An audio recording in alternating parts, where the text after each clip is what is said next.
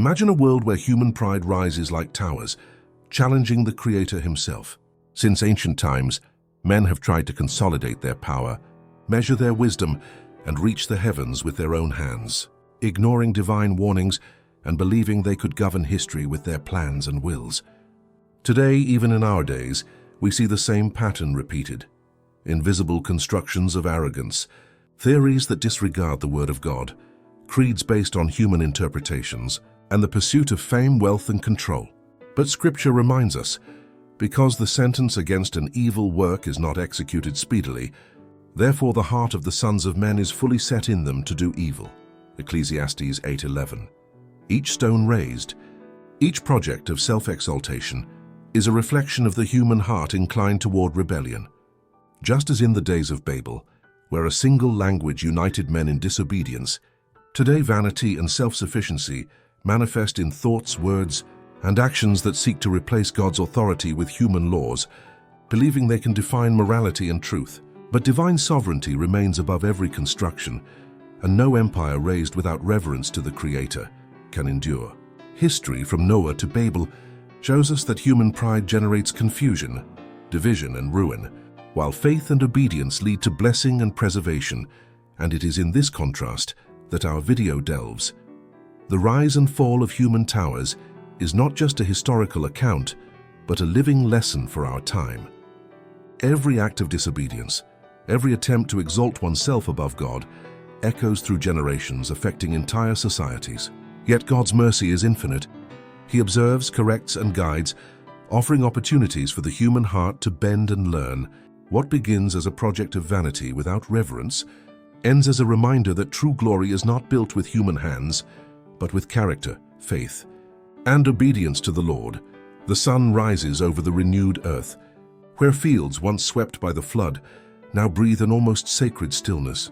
Amid the shadows of the past, God had preserved only one family, the house of Noah, to whom he declared, "Come thou and all thy house into the ark, for thee have I seen righteous before me in this generation." Genesis 7:1. Every gesture of Noah, every glance, carries the weight of a new humanity, the hope of reconstruction, but also the seed of choices that would reflect in the future. His three sons, Shem, Ham, and Japheth, carried within themselves distinctions that would delineate destinies. The same moral and spiritual diversity that had marked the world before the flood now manifested in the origin of the new humanity. It was more than genealogy. It was the architecture of human character unfolding before the eyes of the Creator. Noah, inspired by God, speaks about the future of his sons, not as a mere father, but as a spokesperson of the divine, revealing the paths each lineage would follow. Concerning Ham's descendants, he utters words laden with warning and judgment. "Cursed be Canaan. A servant of servants shall he be unto his brethren." Genesis 9:25. Ham's thoughtless gesture, the rejection of filial reverence, is seen as a reflection of the impiety rooted in his heart. This moral failing does not disappear with time. On the contrary, it perpetuates in Canaan's posterity, attracting God's judgment. The narrative is weighty, almost tangible, as if the destiny of nations were traced not only by actions but by attitudes of the heart, revealing that even the smallest fissure of character can echo across generations. Contrasting with Ham, Shem and Japheth exhibit reverence and faithfulness, signs of a promise that goes beyond time. The blessing upon Shem resonates as the harbinger of the chosen people. "Blessed be the Lord God of Shem, and Canaan shall be his servant. God shall enlarge Japheth, and he shall dwell in the tents of Shem, and Canaan shall be his servant." Genesis 9:26-27. Each word of Noah is not merely a historical record but a spiritual narrative, showing that obedience and reverence produce fruits that extend far beyond the immediate. Shem becomes a symbol of faith and covenant, the lineage through which Abraham will arise, Israel will be formed, and finally, the promised Redeemer will come into the world. The echo of Scripture blends with the narrative. "Blessed is the people whose God is the Lord." Psalm 144:15. Japheth, in turn, receives the promise of growth and expansion, participating in the blessings of the gospel, living under the shadow and protection of Shem's tents. Every gesture of faithfulness, every decision, is a bridge between generations, carrying profound implications for the world that rises after the destruction.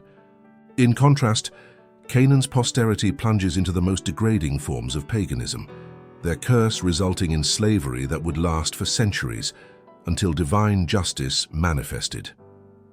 The narrative not only recounts facts but invites reflection. Obedience and reverence lead to blessing. Disobedience and impiety attract judgment. It is a visual and spiritual reminder that God, in his long-suffering, waits for humanity to learn but never ceases to correct. The wind sweeps across the rebuilt lands, carrying the murmur of stories not yet completed. Shem's tents rise like beacons of hope. Japheth's expansion promises diversity and coexistence, while Canaan remains a living warning of what occurs when the heart turns from divine law. Every lineage, every gesture, every human choice is now part of a grand mosaic, guided by God's invisible hand. The scene slowly closes over Noah's family, but the echo of the narrative continues. Faith, reverence, and character are the cornerstones of every civilization emerging from the floodwaters. Noah's prophecy emerges not as an act of wrath or whimsical favor, but as a reflection of the character each son had cultivated, the choices that had shaped their souls and charted paths for future generations. Every word he uttered is laden with meaning, revealing that life's fruits are not arbitrary, but consequences of conduct and decision. Indeed, children inherit not only blood, but the dispositions, tendencies, and habits of their parents. And thus Ham's irreverence echoes in descendants, perpetuating curse and sorrow. One sinner destroys much good. Ecclesiastes 9:18. Every impious act, every deviation of the heart, reverberates through time, shaping cultures and destinies, reminding that moral responsibility crosses generations and is not forgotten by the Creator. In contrast, Shem's respect for his father is rewarded in a profound and lasting way. His reverence generates a lineage of holy and righteous men, whose example illuminates the world. The Lord knows the days of the upright, and their inheritance shall be blessed, Psalm 37:18-26. Shem's faithfulness anticipates God's promise of eternal covenant. Know therefore that the Lord thy God is God, the faithful God, which keeps covenant and mercy with them that love him and keep his commandments to 1,000 generations. Deuteronomy 7:9. Every gesture of obedience and reverence builds not only the present, but lays the foundations of a blessed posterity, as if the very history of humanity intertwined with the character of those who choose to serve the Lord with integrity and love. As Noah's descendants increased among the mountains where the ark had rested, the seed of apostasy soon sparked division. Some, uncomfortable with the example and teachings of those who feared God, sought freedom from divine restrictions. Thus they separated and traveled to the fertile plain of Shinar, along the banks of the Euphrates. Enchanted by the beauty and richness of the soil, they decided to make it their dwelling. There, in ambition and pride, they began to build a city and erect a tower of unimaginable proportions, destined to become a wonder of the world. The human drive for power and fame without fear of God shaped every stone, every structure, as if they wanted to fix their glory in eternity and keep humanity united under a single dominion, defying God's plan of dispersal and populating the earth. The Tower of Babel is not just architecture, it is a symbol of human pride and arrogance, seeking to rival the Creator. Its builders intended to consolidate their city as a universal metropolis, the center of an empire that encompassed the entire earth, perpetuating their fame and wisdom before future generations. But God observes every intention, every hidden desire, and the narrative unfolds as a warning and lesson. Unbridled ambition, separated from divine reverence, leads to dispersal, confusion, and loss. The visual spectacle of the city and tower, imposing and full of human promises, contrasts with the subtlety of the divine purpose, reminding us that true glory is not raised with stones and bricks, but with hearts submitted to the Lord's will. In the plain of Shinar, disbelief reigned among men. Many denied God's existence, attributing the flood solely to natural causes. Others recognized a supreme being, but like Cain, raised their hearts in rebellion against him. The tower's construction had no other purpose than to ensure security in case of another flood, elevating it to heights far greater than the waters that had destroyed the world before.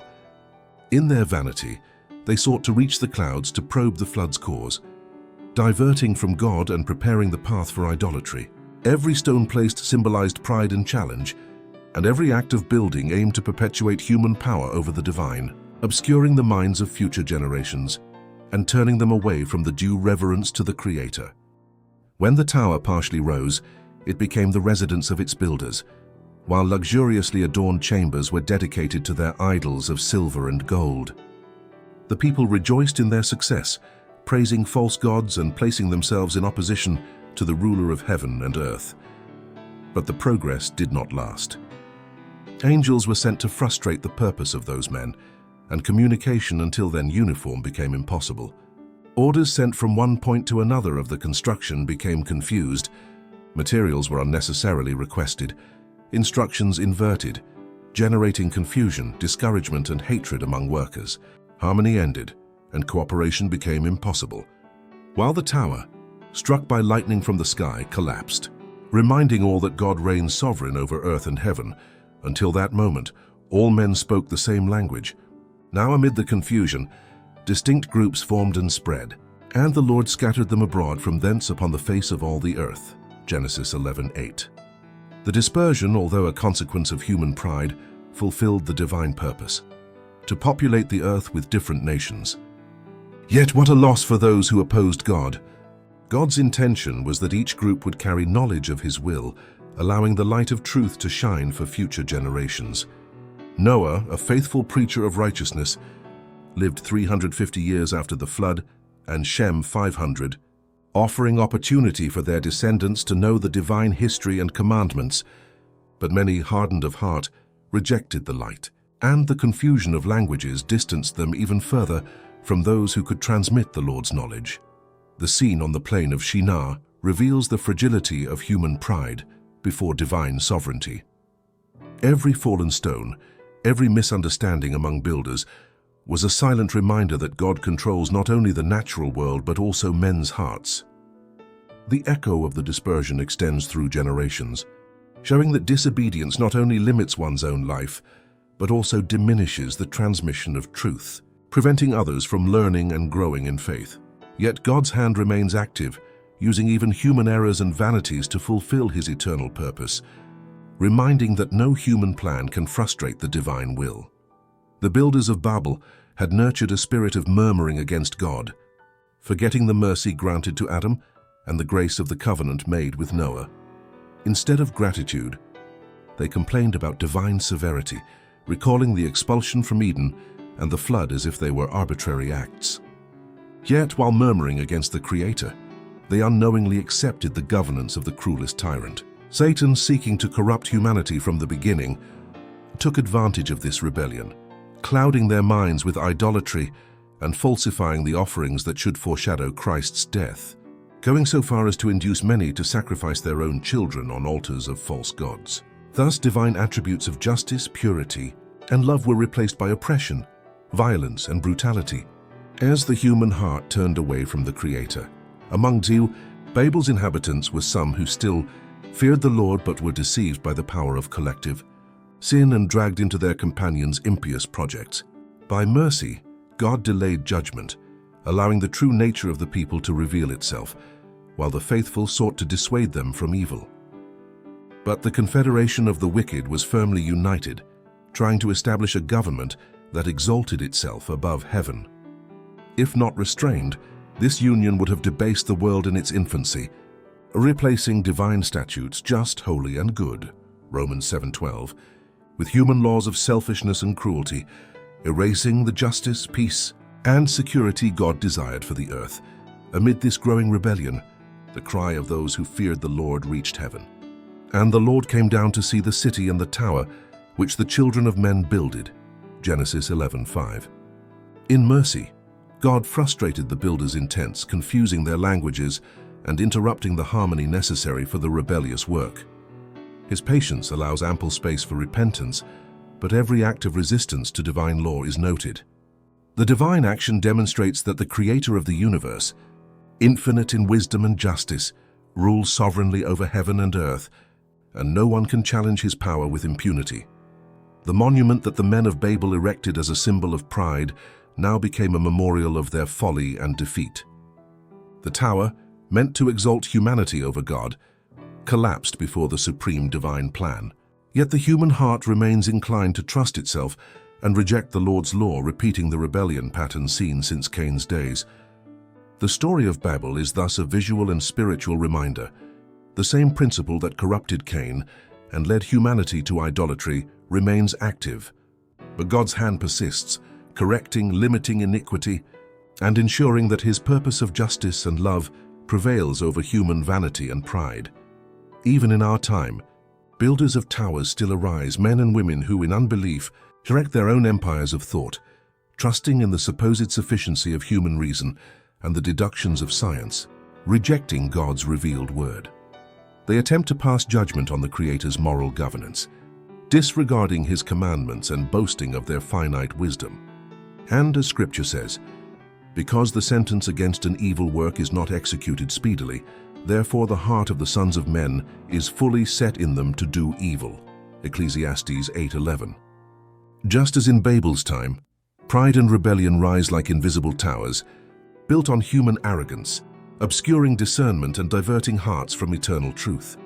In the professedly Christian world, the scenario is equally concerning.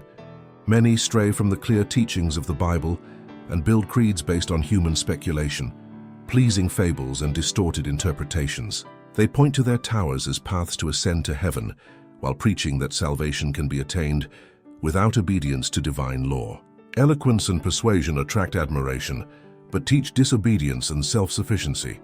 If Christ's followers adhered to God's standard, there would be unity. But as long as human wisdom is placed above the word, there will be divisions, dissensions, and confusion. Babylon, mentioned in prophecy as a symbol of world-loving churches, perfectly reflects the multiplicity of creeds and conflicting sects. Revelation 14:8, 18:2. Others still seek to raise their own particular heaven through the accumulation of wealth and power, trampling on others' rights and disrespecting divine authority. They deal proudly and evil. They speak loftily. Psalm 73:8. Human pride, though it may achieve great power and apparent temporary success, will always ultimately meet disappointment and disgrace. But the Lord's judgment is near. The Most High will descend to contemplate what the sons of men have built, revealing his sovereign power and overthrowing the works of human pride. The Lord looks from heaven. He sees all the sons of men. From the place of his dwelling, he beholds all who dwell on the earth. Psalm 33:13-14. The Lord brings the counsel of the nations to nothing. He makes the plans of the peoples of no effect. The counsel of the Lord stands forever, the thoughts of his heart to all generations. Psalm 33:10-11. The lesson is clear. No tower of human arrogance will stand before the Creator's sovereignty, and every work raised without him is doomed to ruin. And thus, we arrive at the end of this reflection on the rise and fall of human towers and God's eternal design over history. May every heart here be reminded that true glory is not built with pride or wealth, but with faith, obedience, and reverence to the Lord. If this video touched your life and awakened new insights, share it with those who need to hear this message. Leave your like to strengthen this work, and follow us to continue receiving content that edifies the spirit and mind. Remember, every act of faith bears fruits that span generations. Be part of this construction of wisdom and truth.